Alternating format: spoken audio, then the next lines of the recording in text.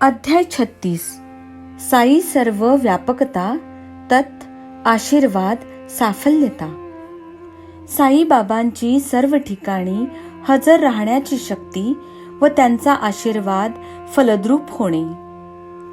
श्री गणेशाला नमस्कार असो, श्री सरस्वती देवीला नमस्कार असो, श्री गुरु महाराजांना नमस्कार असो, श्री कुलदेवतेला नमस्कार असो, श्री सीता व श्री रामचंद्र यांना नमस्कार असो, श्री सद्गुरु साईनाथांना नमस्कार असो.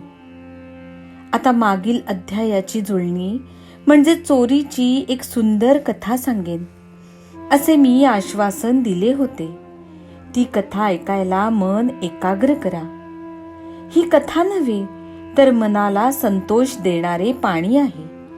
ते प्यायल्यावर श्रोत्यांची तहान आणखी जास्त वाढेल, जी भागवण्यासाठी दुसरी एक कथा सांगितली जाईल, जिच्या ऐकण्याने श्रोत्यांना सुख होते. अशी ही मनोरंजक कथा संसारातील श्रम व आधी व्याधी यांचे निवारण करते आणि सुखाच्या अवस्थेची प्राप्ती करून देते. ज्या भाग्यवान माणसाच्या मनात आपले कल्याण साधायची इच्छा असेल, त्यांनी साईंच्या कथांचे निरूपण ऐकण्यास आदरपूर्वक तयार असावे. संतांचा महिमा अमर्याद आहे. त्याचे खरे खुरे वर्णन कोणालाच करता येत नसते. माझा तेथे कोठला अधिकार याची मला खरोखर जाणीव आहे, परंतु वक्त्याचे इतके सुद्धा मी पण साईला पुरेसे असते आणि तेच घेऊन तो चतुर साई कोणाही कडून आपल्या गुणांचे वर्णन भक्तांना ऐकवीत असतो. तो हा परमेश्वर रूपी सरोवरात विहार करणारा साई रूपी हंस. हंस हा सोहम वृत्तीच्या भानगडीत न पडणारा व ब्रह्मरूपी मोत्यांचा चारा खाण्याची उत्सुकता व अत्यंत साहस असणारा आहे. ज्याला नाव गाव नसताना ज्याच्यापाशी अपरंपार वैभव आहे व जो आपल्या भुवईच्या इशाऱ्याने म्हणजे दृष्टिक्षेपाने एका क्षणात रंकाचा राव करू शकतो, तो हा तत्वज्ञानाचा अवतार दूर नामानिराळा राहून अनेक प्रकारच्या घटना घडवून स्वतः प्रत्यक्ष अनुभव घेतलेला असल्याने भक्तांना परमेश्वराचे प्रत्यक्ष दर्शन घडवितो. तो ज्यांच्यावर कृपा करतो त्यांना तो वेगवेगळ्या रूपाने दर्शन देतो आणि असंख्य अपूर्व घटना घडवून आणतो. त्या थोर महात्म्याचे वर्णन ऐका. त्याला जे एकाग्रतेने चिंतन करून मनात घट्ट धरून ठेवतात अथवा त्याची प्रेमाने स्तुती करून भजन करतात, त्यांना तो काहीही कमी पडू देत नाही आणि त्यांचा पूर्णपणे सांभाळ करतो. त्याला आपल्या कथांची फार आवड आहे, म्हणून मला सतत आठवण देऊन श्रोत्यांचे व वक्त्यांचे निमित्त करून भक्तांचे मनोरथ पुरवीत असतो. ज्याने संसारातील व्यवहारांचा त्याग करून परमार्थाकडे सदा मन व अंतःकरण गुंतविले आहे आणि हातात चक्र धारण करणाऱ्या श्री विष्णूला म्हणजे परमेश्वराला वश केले आहे, त्याने अनंत प्राण्यांचा उद्धार केला आहे. ज्याची देशी व परदेशी लोकही भक्ती करतात, ज्याचा भक्ती रूपी झेंडा उंच फडकत असतो, तो दीन दुबळ्यांना बोलावित असतो आणि त्या सर्वांचे मनोरथ पुरवीत असतो. असो, आता हे परम पवित्र साई चरित्र लक्ष देऊन ऐका, म्हणजे श्रोत्यांचे व वक्त्यांचे कान व तोंड सगळे पापमुक्त होतील. एकदा गोवा येथे राहणारे 2 गृहस्थ साईबाबांच्या दर्शनाला आले. दोघे दर्शनाने आनंदित होऊन साई चरणी तल्लीन झाले. दोघे जरी बरोबर आले तरी साईबाबांनी एकाकडेच दक्षिणा मागितली. त्याला ते म्हणाले, 15 रुपये मला दे, आणि त्याने ती दिली. दुसऱ्या गृहस्थाकडे काही सुद्धा मागितले नाही. तरी त्याने 35 रुपये दिले, पण बाबांनी ते लगेच परत केले, म्हणून त्याला मोठे आश्चर्य वाटले. त्यावेळी माधवराव देशपांडे तेथेच होते. बाबांचा हा भेदभाव पाहून त्यांनी बाबांना काय विचारले ते ऐका. बाबा, असे कसे करता? 2 मित्र बरोबर आले असता एकाची दक्षिणा मागून घेता आणि दुसऱ्याने स्वतः दिली तर ती परत करता. संतांपाशी हा भेदभाव कशासाठी बरे? एकाकडे आपणहून मागता आणि दुसऱ्या कोणी स्वखुशीने दिली तरी ती परत करता आणि त्याची निराशा करता. थोड्या पैशाकडे आवड दाखविता आणि पुष्कळ पैशाकडे उदासीनता. तुमच्या जागी मी असतो तर मी असा वागलो नसतो. त्यावर बाबांनी उत्तर दिले, शाम्या, तुला ठाऊक नाही, मी कोणाचे काही घेत नसतो. ही मशीद माई कोणापासून येणे असलेली म्हणजे कर्जाची ठराविक रक्कम मागून घेते आणि ती देणारा फेडून मोकळा होतो. मला काय घर आहे का संसार की ज्याच्यासाठी मला पैशाची जरुरी भासेल? मी तर सर्व प्रकारे निश्चिंत आहे. ऋण, वैर व हत्या हे करणाऱ्याला कधीही चुकत नसतात. त्याचे फळ कर्त्याला या जन्मी नाही तरी पुढच्या जन्मी भोगावेच लागते. जनलोक गरजेपुरते देवाला नवस करतात आणि मग विसरतात. पुढे त्यांना त्यापासून सोडवण्यास मला त्रास घ्यावा लागतो. तुम्हाला त्याची काळजी नसते. वेळेपुरती तुम्ही अजिजी म्हणजे अति नम्रपणे विनवणी करता, मग पुढे विसरून जाता. माझ्या भक्तांमध्ये ज्याचे काही कर्ज फेडायचे शिल्लक नसते त्याच्यावर मी सदा प्रसन्न असतो. सुरुवातीला हा गृहस्थ दरिद्री कंगाल होता, म्हणून त्याने नवस केला होता की पहिला पगार जो मिळेल तो देवाला अर्पण करीन. त्याप्रमाणे त्याला 15 रुपये पगार मिळाला, परंतु नवसाचा विसर पडला. पुढे 15चे 30 झाले, 30चे 60, 60चे 100, दुप्पट चौपट पगार वाढला आणि नवसाचे विस्मरणही तितकेच बळावले. होता होता त्याचा पगार 700 रुपये झाला आणि कर्म धर्म संयोगाने आज तो येथे येऊन पोहोचला. तेव्हा दक्षिणेच्या निमित्ताने माझे 15 रुपये मी मागून घेतले. आता दुसरी गोष्ट ऐक. एकदा मी समुद्राच्या किनारी फिरत असता मला एक भव्य मोठी इमारत लागली आणि तिच्या ओट्यावर मी जाऊन बसलो. त्या इमारतीचा मालक ब्राह्मण असून कुलीन व मोठा पैसेवाला होता. त्याने माझे प्रेमपूर्वक स्वागत केले आणि मला पोटभर खाऊ पिऊ घातले. मग तेथेच एका फडताळापाशी म्हणजे घराच्या भिंतीमध्ये पोकळ जागा ठेवून तिच्यात फळ्या बसवून तिला दारे करून घेतलेले कपाट, स्वच्छ सुंदर खाशी म्हणजे निवडक जागा मला झोपण्यासाठी दिली आणि मला झोप लागली.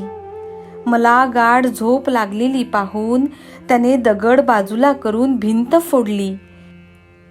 मला नकळत माझा खिसा कातरला आणि मला संपूर्णपणे लुबाडले. जागा झाल्यावर जेव्हा मला हे कळले तेव्हा मला रडूच कोसळले. 30,000 रुपये गेल्याने मन अत्यंत दुःखी झाले. त्या सर्व नोटा होत्या. असा अचानक तोटा झाल्याने माझ्या हृदयात धडकीच भरली आणि तो ब्राह्मण उलट माझी समजूत घालू लागला. मला अन्न पाणी गोड लागेना आणि दीनवाणी होऊन मी त्याच ठिकाणी ओट्यावर बसून राहिलो. 15वा दिवस संपताच एक फकीर रस्त्याने फिरत फिरत सवाल करीत म्हणजे आध्यात्मिक विषयांचे उर्दू भाषेतील कडवे पुकारीत अचानक तेथे आला आणि मला रडताना पाहून त्याने मला माझ्या दुःखाचे कारण विचारले. मीही ते सगळे सांगितले. त्यावर तो म्हणाला, मी सांगेन तसे करशील तर या दुःखाचे निवारण होईल. तुला एक फकीर सांगेन आणि त्याचा ठाव ठिकाणा देईन. त्याला तू शरण जा, म्हणजे तो तुला तुझे धन परत मिळवून देईल. परंतु मी सांगेन ते व्रत तू आचरले पाहिजेस. हवे असलेले धन परत मिळेपर्यंत तुझा आवडता पदार्थ खाण्याचे सोडून दे, म्हणजे तुझे काम तडीस जाईल. अशा तऱ्हेने तो फकीर मला भेटला आणि माझा पैसा मला परत मिळाला. मग ती इमारत मी सोडली आणि पूर्वीप्रमाणे समुद्र किनाऱ्यावर आलो. वाटेने चालता चालता एक आगबोट लागली, परंतु त्यात मला प्रवेश मिळेना. तेव्हा एका सुस्वभावी शिपायाने मला बोटीत जागा करून दिली. सुदैवाचा वारा लागला आणि ती बोट पलीकडच्या काठाला लागली. मी गाडीत बसलो आणि घरी परत आलो तर ही मशीद माई या डोळ्यांना दिसली. येथे बाबांची गोष्ट संपली. मग श्याम्याला आज्ञा झाली की पाहुण्यांना आपल्या घरी घेऊन जा आणि जेवू घाल. असो, पुढे जेव्हा जेवणाची ताटे वाढली तेव्हा माधवरावांना चौकशी करण्याची इच्छा होऊन त्यांनी पाहुण्यांना विचारले, बाबांनी सांगितलेली गोष्ट तुम्हाला पटली का? कुठला ब्राह्मण व कुठली हवेली? त्यांचा जन्म तर गेला झाडाच्या खाली. कोठून एवढी संपत्ती आणली जी मग चोराने चोरली? म्हणून मला वाटते की ही जी गोष्ट बाबांनी सांगितली ती तुमच्या बाबतीत पूर्वी घडलेली असावी आणि तुम्हाला खात्री पटावी म्हणून तुम्ही येताच ती सांगण्यास सुरुवात केली असावी. यावर ते पाहुणे सद्गदित होऊन म्हणाले, साईबाबा सर्वज्ञ आहेत.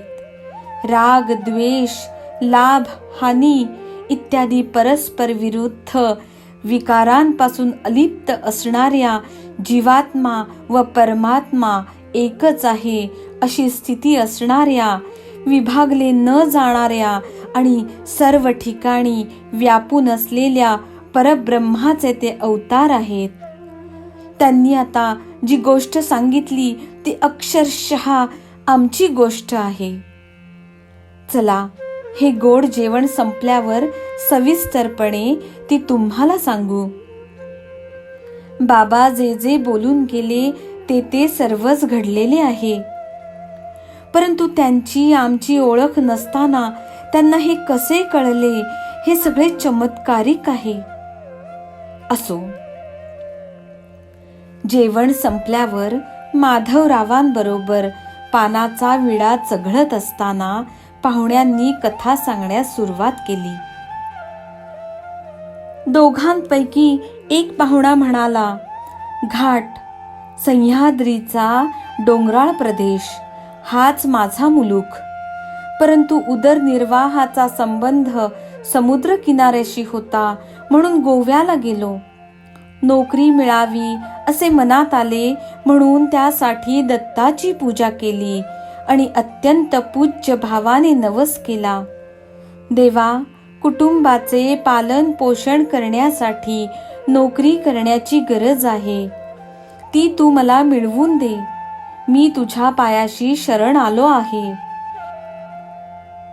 आजपासून थोड्याच दिवसात जर तू आपले ब्रीद राखशील तर पहिल्या महिन्यात जी माझी प्राप्ती होईल ती सर्व तुला अर्पण करीन. दैवयोगाने दत्त प्रसन्न झाला. थोड्याच दिवसात नवसाला पावला आणि सुरुवातीला मला 15 रुपये पगार मिळू लागला. पुढे साईबाबांनी वर्णन केल्याप्रमाणेच माझी बढती झाली आणि नवसाची माझी आठवण बुजली, जिची अशा प्रकारे बाबांनी मला आठवण करून दिली.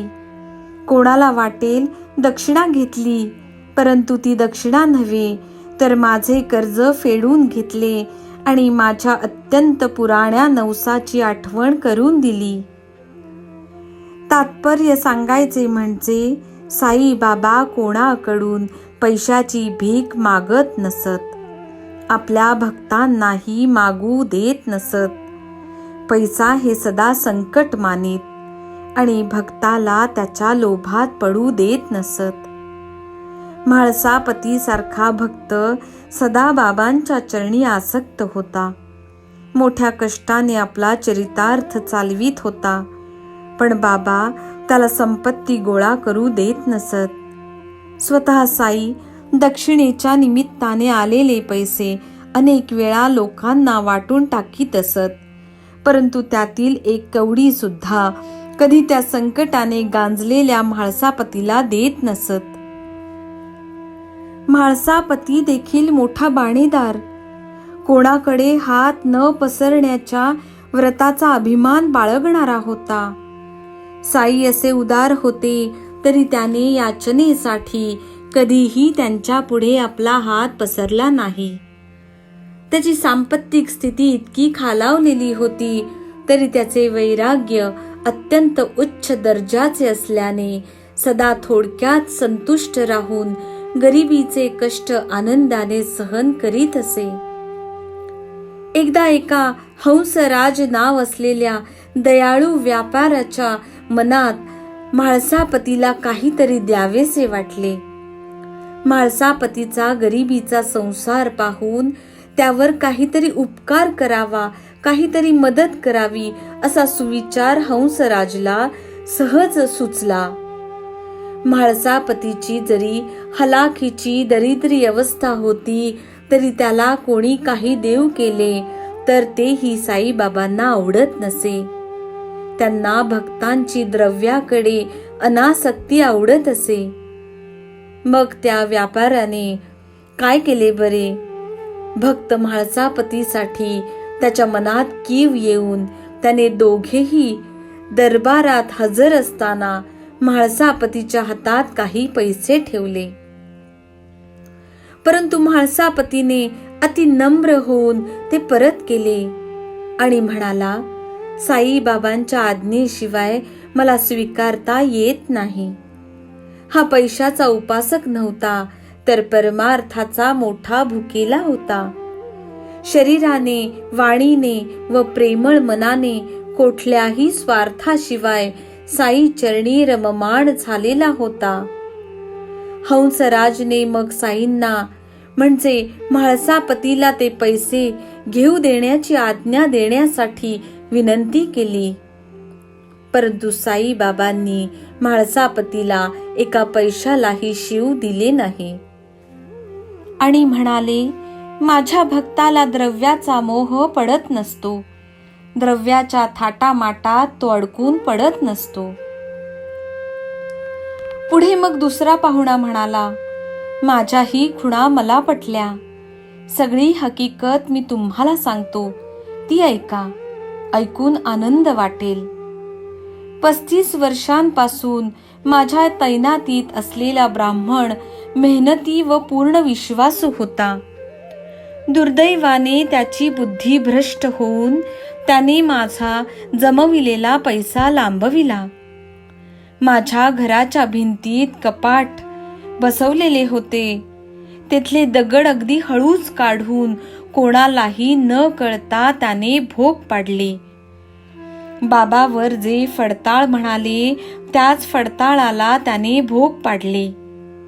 त्यासाठीच सर्वांना झोपलेले ठेवून त्याने भिंतीचे दगड काढले. पुढे बाबाचे आणखी म्हणाले की त्यांचे रुपये चोरून नेले, तेही अगदी सत्य आहे. नोटांचे ते पुडके होते आणि किंमत 30,000च होती. बाबांना हे कसे काय समजले कोण जाणे. अत्यंत मेहनतीने कमावलेले धन गेल्यामुळे मी रात्रंदिवस रडत बसलो. शोध करून बुद्धी थकली, पुढे काय करावे हे कळेना. असाच 15 दिवस चिंतेच्या भोवऱ्यात पडलो आणि त्यातून सुटकेचा मार्ग काही सापडेना. एके दिवशी अतिशय खिन्न होऊन मी ओट्यावर बसलेलो असताना एक फकीर रस्त्याने सवाल करीत करीत चालला होता. माझे तोंड उतरलेले पाहून त्या फकीराने माझ्या दुःखाचे कारण मला विचारले आणि मी ते सांगितल्यावर त्याने मला त्याच्या निवारणाचा उपाय सांगितला. कोपरगाव तालुक्यात शिर्डी नावाच्या एका गावात साई म्हणून एक अवलिया राहत आहे. त्याला तू नवस कर. ज्या अन्नावर तुझी आवड असेल ते खाणे तू सोडून दे. त्या अवलियाला खरोखर मनापासून म्हण की तुमचे दर्शन होईपर्यंत मी हे खाणे सोडले. फकीराने अशा प्रकारे मला सांगितल्यावर मी लगेच तो पदार्थ खाण्याचे सोडले आणि म्हणालो, बाबा, चोरीचा माल मिळताच आणि तुमचे दर्शन झाल्यावर तो पदार्थ मी खाईन. पुढे एकच पंधरवडा गेला. तो त्या ब्राह्मणाच्या मनात काय आले कोणास ठाऊक. तो आपणहून आला आणि माझे धन मला परत केले. आणखी म्हणालो, माझी बुद्धी चळली म्हणून माझ्याकडून हे घडले. आता तुमच्या पायावर मी डोके ठेवतो. मला क्षमा केली म्हणा. असो. पुढे सर्व व्यवस्थित झाले. साईंच्या दर्शनाची आवड उत्पन्न झाली आणि तीही इच्छा आज पूर्ण झाली. खरेच या सुदैवाच्या प्राप्तीने मी धन्य झालो. संकटामध्ये आपल्या ओट्यावर मी दुःखी व खिन्न होऊन बसलो असताना माझ्या सांत्वनासाठी जो आला तो पुन्हा कधीच दिसला नाही. ज्याच्या पोटी माझ्याविषयी कळकळ होती, ज्याने मला साईंची माहिती सांगितली आणि बोटाने शिर्डीची वाट दाखवली, तो पुन्हा भेटलाच नाही. ज्याची मला अवचित गाठ पडली, जो तोंडाने एकसारखा सवाल घालीत आला आणि शेवटी माझ्याकडून नवस करवून गेला, त्याची पुन्हा भेटच झाली नाही. तो फकीर म्हणजे खरोखर तुमचा हा साई अवलियाच होता आणि आपल्या दर्शनाचा आम्हाला लाभ देण्यासाठी स्वतःच उत्सुक झाला होता. कोणाला काही हवे असले म्हणजेच त्याला संतांच्या दर्शनाची चटक लागते. मला साईबाबांच्या दर्शनाची इच्छा सुद्धा नव्हती, पण सुरुवातीला या फकीरानेच पैसा परत मिळवण्यासाठी मला दर्शन घेण्याला प्रवृत्त केले. तोही पैसा ज्याच्या नवसामुळे मुळीच प्रयत्न न करता मला परत मिळाला, तो काय माझ्या 35 रुपयांच्या लोभात पडेल? असे घडणे कधीच शक्य नाही. उलट आम्ही अज्ञानी माणसे आम्हाला परमार्थाकडे वळवण्यासाठी, आमच्या कल्याणासाठी सदा झटणारा हा साई आम्हाला या निमित्ताने नीट मार्गावर आणतो, यासाठीच याचा अवतार आहे. नाहीतर आम्ही भक्तिहीन पामर, आमच्याकडून हा संसार कुठला पार व्हायला? स्वस्तपणे याचा विचार करा. असो. चोरी मिळाल्यावर मला फार आनंद झाला आणि त्यात नवसाचा मला विसर पडला. पैशाचा लोभ असा कठीण असतो. पुढे पहा. एक दिवस कुलाब्याच्या म्हणजे महाराष्ट्रातील पश्चिम किनाऱ्यावरील आताच्या रायगड जिल्ह्याच्या बाजूस असताना मी स्वप्नात साईंना पाहिले आणि तसाच शिर्डीला निघालो. साई समर्थांनी स्वतःच्या प्रवासाबद्दल जे सांगितले की बोटीत चढण्याला मनाई झाली असता एका शिपायाने खटपट केल्याने प्रवासाचे कष्ट चुकले, ते अगदी खरे आहे. पण या तर सर्व माझ्या अडचणी होत्या. जेव्हा मी बोटीच्या जागी आलो तेव्हा खरेच कोणा एका शिपायाने माझ्यासाठी विनंती केली. सुरुवातीला बोटीच्या अधिकाऱ्याने मला झिडकारून लावले, परंतु नंतर मला बोटीत जागा देऊन आभारी केले. शिपाई सुद्धा अनोळखी होता, तर त्याने सांगितले की त्याची आमची ओळख आहे आणि म्हणून आम्हाला कोणी अडविले नाही आणि आम्ही बोटीत आरामात बसलो. अशी ही बोटीची हकीकत व त्या शिपायाची गोष्ट आम्हा संबंधी घडली असताना हे साई ती आपल्या माथी घेतात. हा अद्भुत प्रकार पाहून माझी बुद्धी कुंठित होते आणि मनाला वाटते की हे साई येथे जसे आहेत तसे जगात सर्व ठिकाणी भरलेले असावेत. त्यांच्याशिवाय बारीक सारीक कणा इतकी सुद्धा जागा रिकामी नसेल. त्यांनी आम्हाला जसा अनुभव दिला तसाच ते सर्वांना देत असावेत. आम्ही कोण कोठले राहणारे तरी केवढे आमचे भाग्य मोठे की त्यांनी आम्हाला ओढून आणून हातोहाती चटकन असे मार्गावर आणले. काय आम्ही नवस करावा, काय आमचे धन चोरीला जावे, काय त्या नवसाचे आश्चर्य की ते धनही आयतेच परत मिळावे.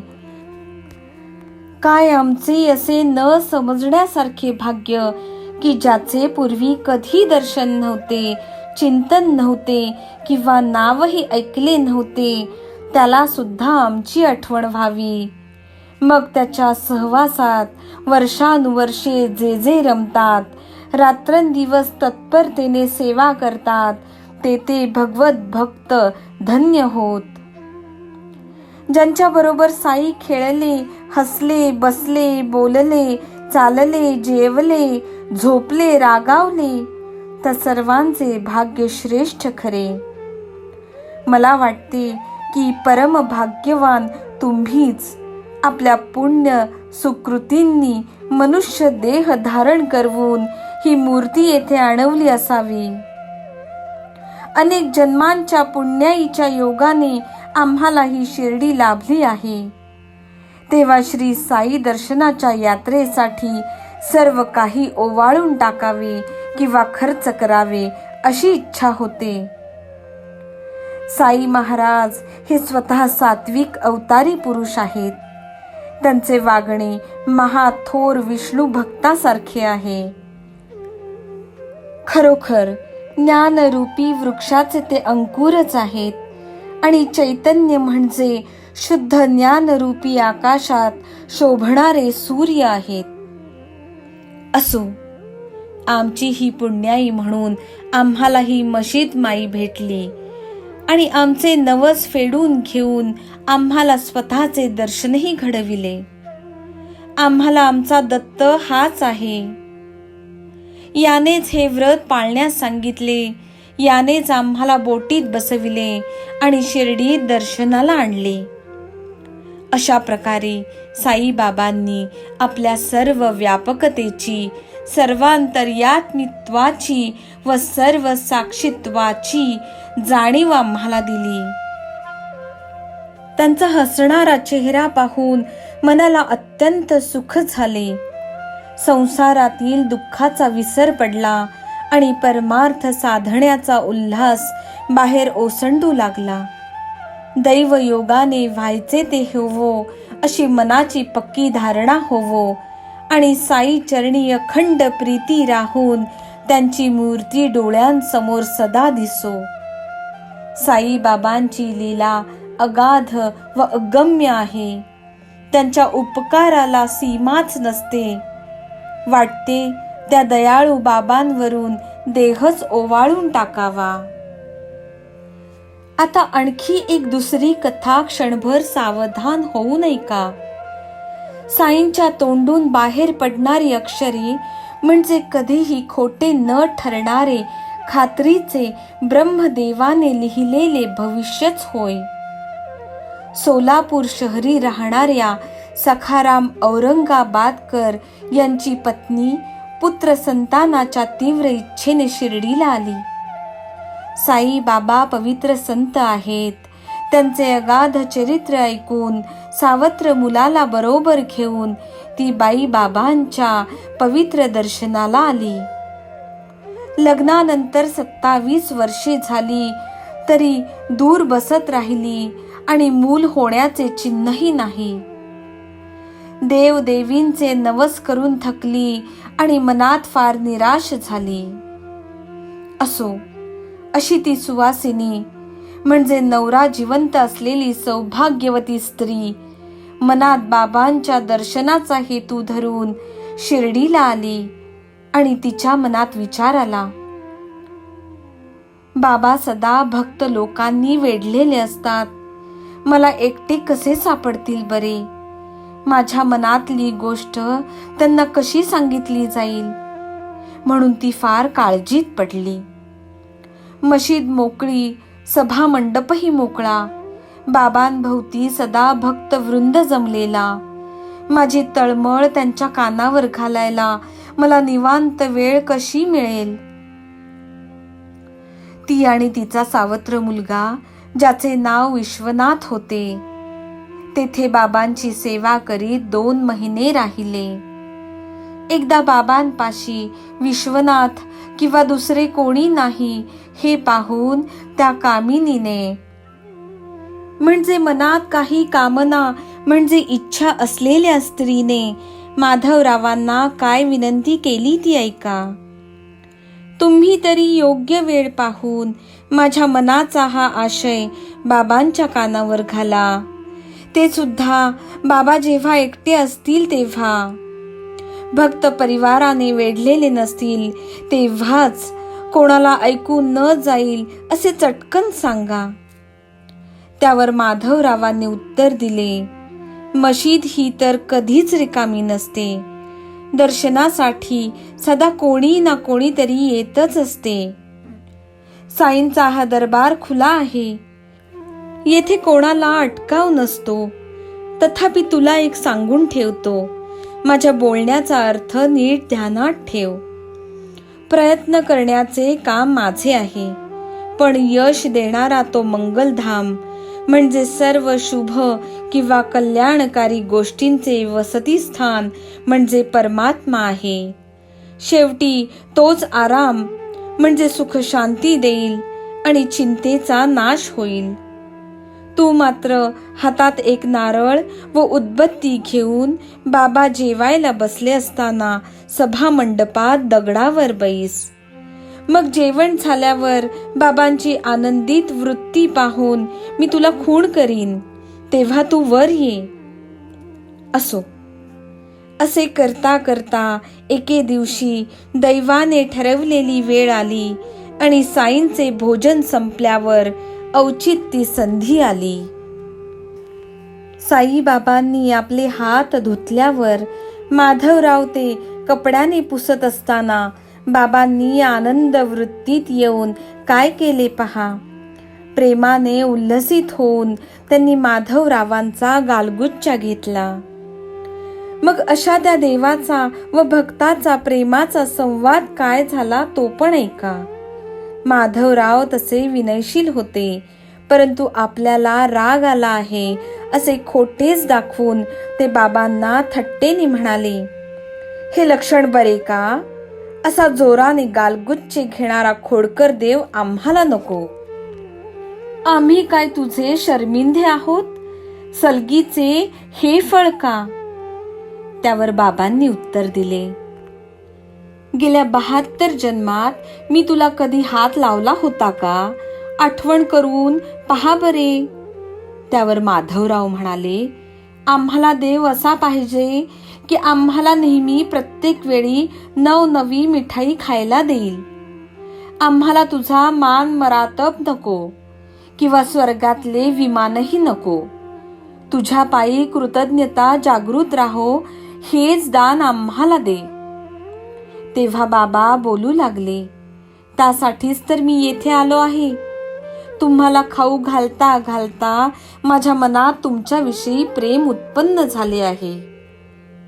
इतके झाल्यावर बाबा कठड्यापाशी आपल्या आसनावर जाऊन बसताच माधवरावांनी बाईला खूण केली आणि आपल्या कामासाठी तयारच असलेली ती लगेच उठली.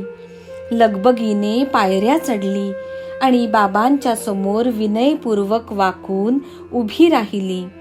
लगेच श्रीफळ अर्पण केले आणि पायांना नमस्कार केला. बाबांनी तो नारळ आपल्या हाताने जोराने कठड्यावर आपटला आणि म्हणाले, श्यामा, हा नारळ फारच गुडगुड करतोय, त्याचे काय म्हणणे आहे बरे? श्याम्याने लगेच ती संधी साधून बाबांना काय म्हटले ते ऐका. माझ्या पोटात असेच गुडगुडो, असे ही बाई मनात म्हणत असते. ते तसेच घडू दे, तिचा प्रश्न सुटू दे आणि तुझ्या पायी तिचे मन अखंड जडू दे. तू तिच्याकडे कृपादृष्टीने पहा आणि तो नारळ तिच्या ओटीत टाक. तुझ्या आशीर्वादाने तिच्या पोटी बेटा बेटी होऊ देत. त्यावर बाबा काय म्हणाले, काय नारळाने पोरे होत असतात का? अशा कशा तुमच्या वेड्या समजुती? लोकांना वेड लागले वाटते. मग श्यामा म्हणाला, तुझ्या बोलाचे कौतुक ठाऊक आहे आम्हाला. तुझ्या अमोलिक शब्दांनी आपसूक लेंडार मागे लागेल. परंतु सध्या तू भेदभाव करतोस आणि खरा आशीर्वाद देत नाहीस. उगाच वाद घालीत बसतोस. तिला नारळाचा प्रसाद दे पाहू. त्यावर बाबा म्हणाले, नारळ फोड.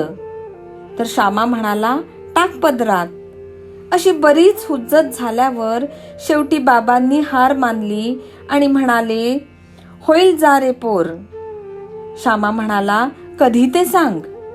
त्यावर बाबांनी 12 महिन्यानंतर असे म्हणताच श्याम्याने ताडकन नारळ फोडला.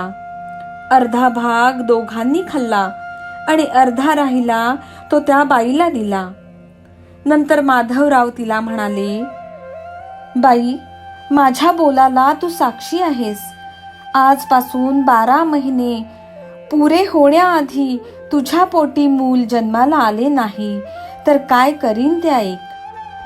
असाच नारळ डोक्यात हाणून या देवाला मशिदीतून मी जर घालवून न देईन तर माझे माधव नाव बदलून टाकीन. असला देव मशिदीत मी ठेवू देणार नाही, हे अगदी खरे सांगतो. याचा अनुभव योग्य वेळी तुला खचितच येईल, याची तू खात्री बाळग. असे आश्वासन मिळताच ती बाई मनात सुख समाधान पावली आणि बाबांच्या चरणी लोटांगण घालून स्वस्थ मनाने आपल्या गावी परत गेली. आपला श्यामा नेहमी आपल्यावर अनुरक्त असतो. आपल्या भक्ताचे मन राखले पाहिजे म्हणून प्रेमाने बांधले गेलेल्या साईंना किंचित सुद्धा राग आला नाही. भक्ताचा शब्द खरा करण्यासाठी शरण आलेल्यांचे पालन करणारे कृपेचे सागर दयाळू साई भक्ताने दिलेले आश्वासन लढीवाळपणे पुरवीत असतात. श्यामा आपला लाडका भक्त आहे. कौतुक करताना तो योग्य अयोग्य जाणत नाही. भक्तांचे संकल्प पुरविणे हेच संतांचे व्रत असते. असो, 12 महिने भरल्यावर बाबांनी आपला निश्चय पुरा केला आणि 3 महिने होताच त्या बाईच्या पोटात गर्भ राहिला. भाग्यवशाने तिला मुलगाच झाला आणि 5 महिन्यांचे बाळ घेऊन ती शिर्डीला बाबांच्या दर्शनाला आली. पतीनेही आनंदित होऊन साईंच्या चरणांना नमस्कार करून पायाशी 500 रुपये अर्पण केले आणि मनात बाबांचे आभार मानले. हेच रुपये लावून बाबांनी आपल्या श्यामकर्ण घोड्याच्या सध्याच्या राहण्याच्या जागेच्या भिंती बांधून घेतल्या. म्हणूनच अशा साईंचे नित्य ध्यान करण्यात, आठवण करण्यात आणि चिंतन करण्यात हेमाडपंतांना शांती वाटते. आपल्या बेंबीतच जवादी म्हणजे जवादी जातीच्या मांजराच्या अंडातील कस्तुरी म्हणजे एक अतिसुगंधित द्रव्य असताना त्यासाठी चोहीकडे कशाला फिरावे. हेमाडपंत सतत साई चरणी निमग्न राहतात आणि अमर्याद सुखाचा लाभ घेत असतात. पुढील अध्याय याही पेक्षा मनोरंजक असेल. बाबांना त्यांचे सर्व प्रेमळ भक्त मशिदीतून चावडीत आनंदाने मिरवीत कसे नेत असत याचे वर्णन केले जाईल. तसेच बाबांच्या हंडीची म्हणजे मोठ्या तोंडाच्या भात शिजवण्याच्या भांड्याची कथा, प्रसाद वाटणे, विनोदाच्या गोष्टी वगैरे पुढच्या अध्यायात श्रोत्यांनी ऐकावे, म्हणजे ऐकण्याला उत्साह वाटेल. सर्वांचे कल्याण असो. अशा प्रकारे संत व सज्जन यांनी प्रेरणा केलेल्या, भक्त हेमाडपंत यांनी रचलेल्या श्री साई समर्थ यांच्या सत्यचरित्राचा साई सर्व व्यापकता तत् आशीर्वाद साफल्यता नावाचा 36वा अध्याय समाप्त झाला. श्री सद्गुरु साईनाथांना अर्पण असो. सर्वत्र मंगल असो.